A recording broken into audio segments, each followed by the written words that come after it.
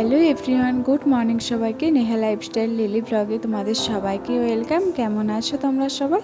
আশা করি সবাই নিশ্চয়ই খুব ভালো আছো, আর আমিও অনেক ভালো আছি। আজকের দিনটা ছিল বুধবার, আর ঘড়িতে বাজে ওই সকাল 6টা মতো।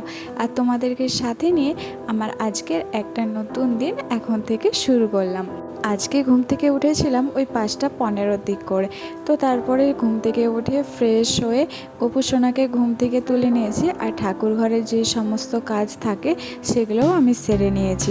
ঠাকুর ঘর পরিষ্কার করা, ঠাকুর বাসন পরিষ্কার করা, গপু সোনাকে ঘুম থেকে তোলা, এই সব কিছুই কিন্তু আমি অফ ক্যামেরাতে সেরে নিয়েছিলাম। আর তারপরে নিজের জন্য একটু চা বানিয়ে নিয়েছিলাম। আর জানো তো কী হয়েছে, আমি ভেবেছিলাম চায়ের ক্লিপটা পুরোটাই উঠেছে, কিন্তু এডিট করার সময় দেখি যে যখন আমি চাটা কাপের মধ্যে নিই তখন দেখি যে ভিডিওটা রেকর্ড হয়নি।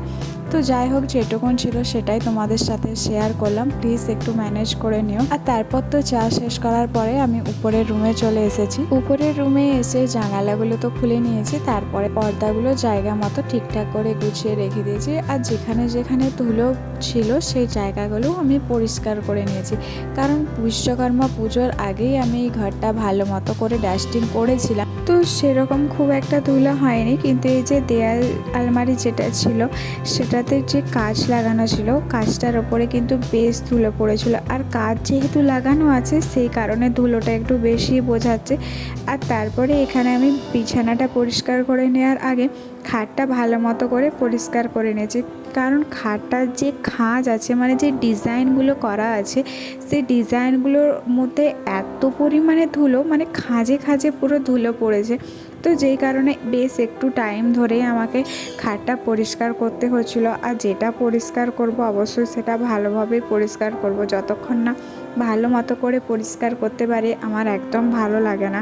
বেশ কয়েকদিন আগের একটা ভিডিওতে দেবাশিস ব্লগ আইডি থেকে একটা দাদাভাই আমাকে কমেন্ট করেছিল, খুব সুন্দর ঘরের কাজ করতে করতে অনেক কথা শুনলাম, তারপরে পর গোপালের জন্য পায়েস ও লুচি বানানো, তারপর মাংসটাও খুব সুন্দর করলেন। খুব ভালো লাগলো সবারই, এবং নিজের যত্ন নেওয়া উচিত। তো দাদাভাই, তোমাকে অনেক অনেক ধন্যবাদ যে তুমি আমার ভিডিও দেখে এত বড় একটা কমেন্ট করেছো।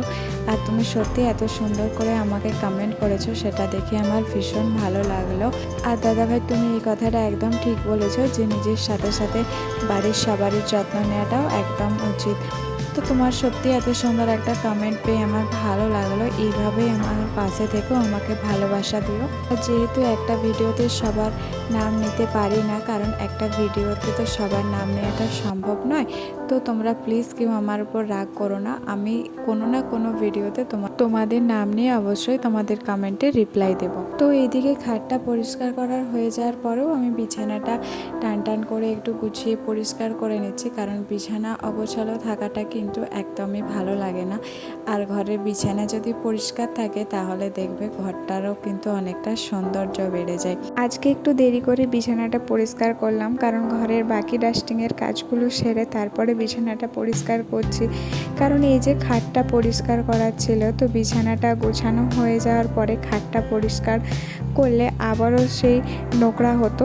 তো যেই কারণে আমি আগে খাটটা ভালো মতো করে পরিষ্কার করে নিয়েছি। তো ভাবলাম খাটটা পরিষ্কার করে নেওয়ার পরেই বিছানাটা টান টান করে গুছিয়ে নেব। যদিও আজকে কাজের তাড়াটা একটু বেশি, তাও আমার মনে হচ্ছে ঘর পরিষ্কার পরিচ্ছন্ন রাখাটা কিন্তু সব সময়ের জন্য অনেকটাই দরকার। আর কাজের তাড়াটা এই কারণেই বেশি, কারণ আজকে সম্ভবত একটু পুজোর শপিং করতে যেতে হতে পারে। তো ওই 3টে সাড়ে 3টার দিক করে বেরোনোর কথা আছে। আর আমরা পুজোর শপিং যেহেতু সববারে মেদিনীপুরেই করি, তো এইবারও মেদিনীপুরেই পুজোর শপিংটা করব ভাবছি। তো আগে থেকে সেরকম কোনো প্ল্যান ছিল না, তো হঠাৎ করে এখনই জানতে পারলাম, মামা বলল যে সবাই মিলে পুজোর কেনাকাটাটা করবে। তো এদিক সেদিক অনলাইনে আরে করে তো মানে পুজোর শপিং করাই হচ্ছে, কিন্তু তাও মানে পুজোর শপিং করতে না গেলে যেন মনটা ভালোই লাগে না। তবে আমি একটু অনলাইন প্রেমী মানুষ, কারণ আমার অনলাইনের কালেকশান অনেকটাই ভালো লাগে। যেমন মিন্ত্রা, ফ্লিপকার্ট এইসব থেকে জামা কাপড় কিনতে আমার ভালো লাগে, কারণ খুব একটা কোয়ালিটি খারাপ হয় না, তবে সেটা দেখে নিলে অবশ্যই জিনিসটা ভালো হয়। তো এটা আমার একটা ব্যাড হ্যাবিট কি ভালো হ্যাবিট আমি জানি না, সব দিকে দেখে শুনে কিন্তু আমার কেনাকাটা করতে বেশি ভালো লাগে। অনলাইন হোক বা অফলাইন, তো যে কোনো জায়গা থেকেই কিন্তু আমার জামা কাপড় হোক বা যে কোনো জিনিসই হোক একটু দেখে শুনে নিতেই বেশি ভালো লাগে। আর একটু ঘুরে ফিরে চারিদিকে দেখে শুনে নিলেও অনেক ভালো অ্যান্ড অনেক ভ্যারাইটিস কোয়ালিটিরও জিনিস পাওয়া যায়। যাই হোক, তোমাদের সাথে অনেক কথা বললাম, অবশ্যই এটা আমার পার্সোনাল ওপিনিয়ন থেকে তোমাদের জানালাম। তো এদিকে আমি ঘরের কাজটাও করে নিয়েছি, মানে বিছানাটাও গোছানো হয়ে গেছে, আর তারপরে ঘরটাও আমি ভালো মতো করে ঝাড় দিয়ে নিয়েছি। আর তারপর কাজের দিদি তার সময় মতো আসবে, এসে শুধু ঘর মোছামুছিটা করে দেবে।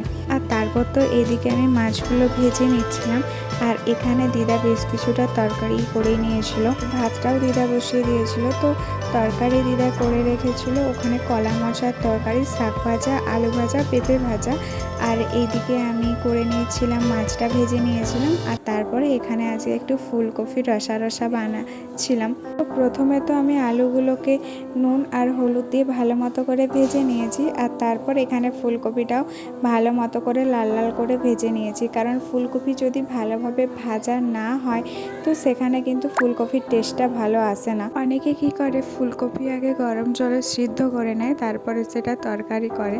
তো সিদ্ধ করে নেওয়াটা অবশ্য একদিক থেকে ভালো, কারণ এখনের সব সবজিতে কিন্তু নানা ধরনের ওষুধ মেশানো হয়, তো যেই ওষুধে আমাদের শরীরে অনেক রকম ক্ষতি হতে পারে। তো একদিক থেকে সেটা ভালো, কিন্তু আমরা এখনকার যুগে সবাই টেস্টটা বেশি পছন্দ করি। তো সেই টেস্টের জন্য এখানে আমি ফুলকপিটা ভালো মতো করে ভেজে নিয়েছি, আর দেখবে আগুনের তাপে অনেকটা ক্ষতির থেকে রক্ষা হয় কিন্তু। তো ওখানে ফুলকপির তরকারিটা আমি বসিয়ে দিয়েছি, আর দিদাকে বললাম যে আমার একটা পার্সেল আছে, আর তরকারিটা হয়ে গেলে তুমি নামিয়ে দিও। আর এর মধ্যে আমার পার্সেলটা চলেও এসেছিলো, আর পার্পল থেকে আমি N5-এর একটা লিপস্টিক অর্ডার করেছিলাম। অ্যাফোর্ডেবলের মধ্যে আমার মোস্ট ফেভারিট একটা লিপস্টিক হলো N5-এর লিপস্টিক, আর এটা 4-in-1-এর লিপস্টিক, একটার মধ্যে তোমরা 4টা দারুণ সেট পেয়ে যাবে। তো এটার প্রাইস আছে 399।